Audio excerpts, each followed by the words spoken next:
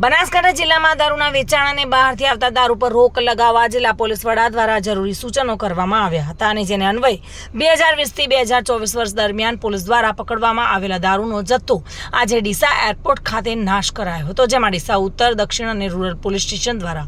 પકડવામાં આવેલ લાખો રૂપિયાના દારૂને લવાયો હતો અને તેનો નાશ પ્રાંત કલેક્ટરની હાજરીમાં કરવામાં આવ્યો હતો। ઘટના સ્થળે ડીસા ઉત્તર પીઆઈ, દક્ષિણ પીઆઈ, તાલુકા પીઆઈ તેમજ પોલીસ સ્ટાફ હાજર રહ્યો હતો અને અંદાજિત 174 ગુનામાં પકડાયેલ કુલ રૂપિયા 68 લાખથી પણ વધુનો દારૂનો જથ્થો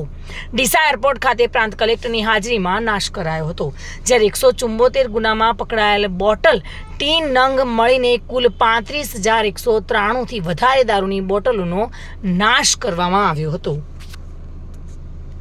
ચિરાગ શ્રીમાળી સાથે bureau report, today Gujarati news.